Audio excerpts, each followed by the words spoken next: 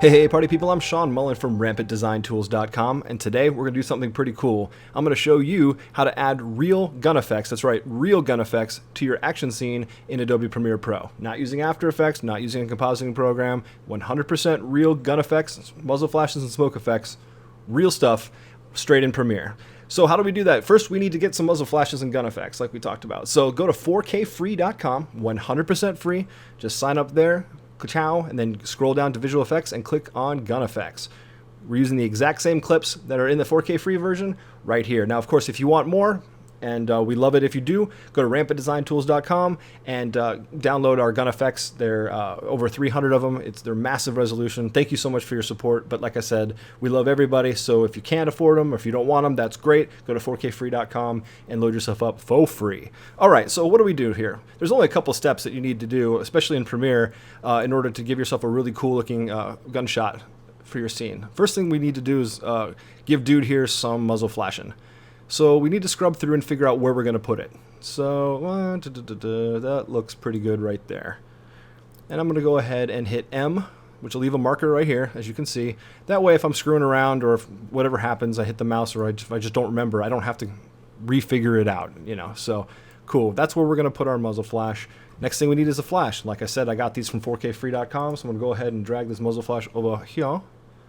And it starts at the very first frame right here. And as you can see, they have alpha channels. Now, of course, just by chance, it happened to land right in the middle of his forehead, and that's some really cool sci-fi stuff, but that's not what we're trying to do here. So go ahead and click on the muzzle flash, go on over to Effects Controls, twirl down motion, and reposition here. Like so, and put it where you want. Cool.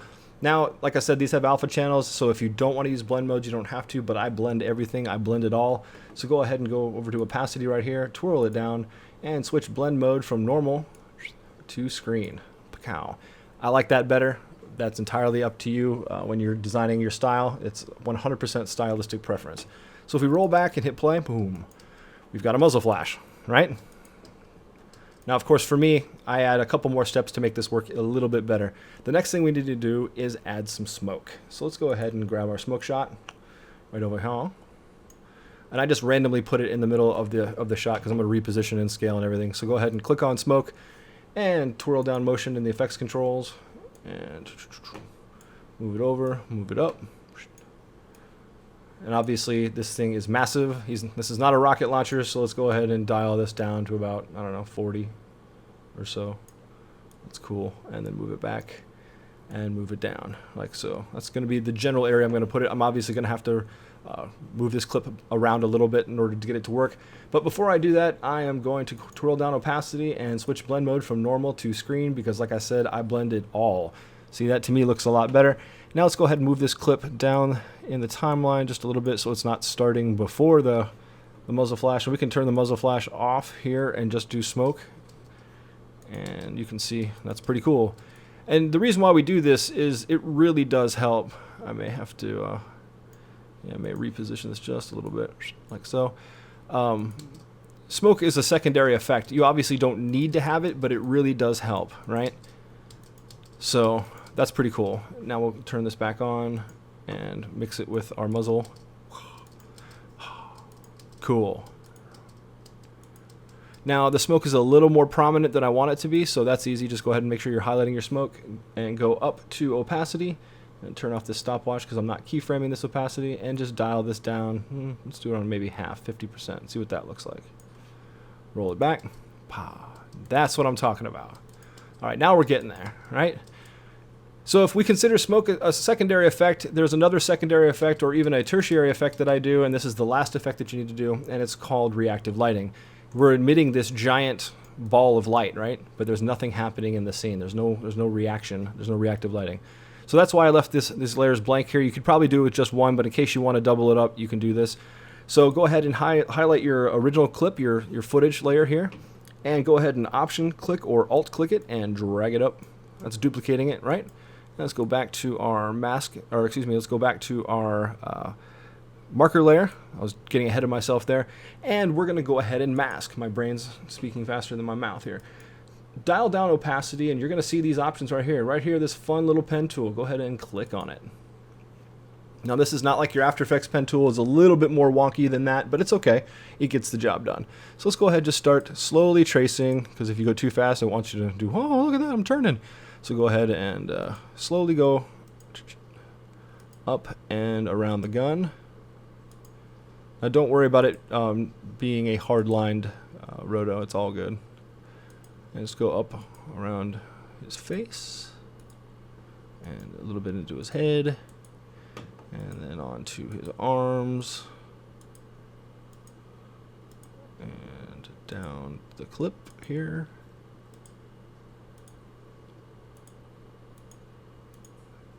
And ka-chow. All right.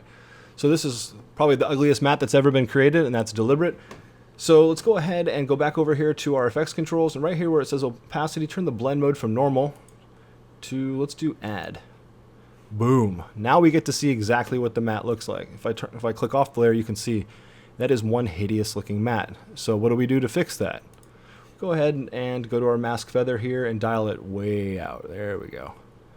Now if you find yourself that the glow is going way too far out, not a problem. Just go to mask expansion and suck it on in. There you go. Cool. So the next thing we need to do is animate this. So let's go ahead and turn off the stopwatch and turn it back on to create a keyframe like that. And we're already at 100%. Go ahead and hit the left arrow key now, 1 frame, and dial that to 0. So no flash, hit the right key, or the right arrow key, flash, no flash, flash, no flash, flash. Super easy. Now let's go 2 more frames, boom, boom, and let's turn off our opacity completely. Right, so if I roll back and I hit play, bah. Now we have a flash. All right, almost done. Bear with me. Make sure you're highlighted your glow layer. There's obviously an issue here. This is more yellow, orange, warmy, and this is more Ghostbusters white. Not cool. So let's go ahead and go to effects and go to color correction and tint, right? And just drag that on over your layer. And let's go ahead and ignore matte black too, because that's fine. Let's go matte white too. Click on here on your little eyedropper. And let's find a nice little orange piece. That's pretty good. Let's go ahead and click on the color now. It's a little bit not where I want it to be. Let's dial it up a little brightness, a little more, and then maybe a little more color like show. There you go. Roll it back. Pa, pa, pa, pa, pa, pa. Cool. So now if that's too much, if you're like, well, I'm really, just really overanalyzing this for whatever reason, just make sure you're on your layer, your frame with the marker, which is right here, the 100%, right? So go ahead and just make sure you're there, right? And then just dial the 100% down to, I don't know, let's do 70, and then roll it back. Just play with it until it works for you. There you go. It's that simple. So gun effects are super simple. No matter what app you're using in, you want to make sure you add your muzzle flash somehow. So go ahead and grab a muzzle flash from us or someone else, or make your own. Then you add your smoke, because it's a secondary effect.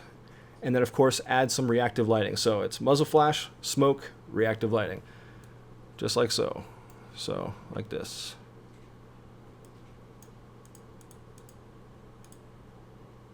So muzzle flash, boom. Smoke. Just a few frames later, boom.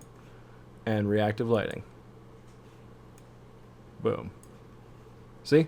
Super, super simple. Thanks for watching. Try to keep this as quick as possible. Super easy to add your own muzzle flashes to your shot. If you have any comments, questions, suggestions, whatever, leave them here in the comments. We love your questions. We'll do more tutorials based on things that you ask about. And of course, please go to 4kfree.com, load up on all kinds of free 4K goodness. Please make sure to subscribe here, follow us. We are nothing without you guys. We love each and every one of you. Thank you for all of your support and your constant phone calls and emails. It makes us feel special. So thanks for everything, guys. I'm Sean Mullen from RampantDesignTools.com, and thanks for watching.